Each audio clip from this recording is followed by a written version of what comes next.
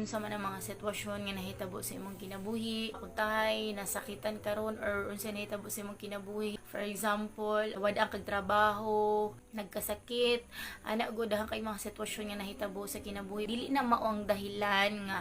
kailangan layuan nato ang Ginoo. Kailangan mauna nga time nga mudot-dot ka og maayo sa Ginoo bisan pa man nahirapan ka sa mga sitwasyon nga nahitabo sa imong kinabuhi, pero magpabilin ka nga lig-on nga naghigugma jud og maayo sa Ginoo, nagpabilin ang imuhang gugma sa Ginoo ba nga bisan ngani ang sitwasyon, Lord,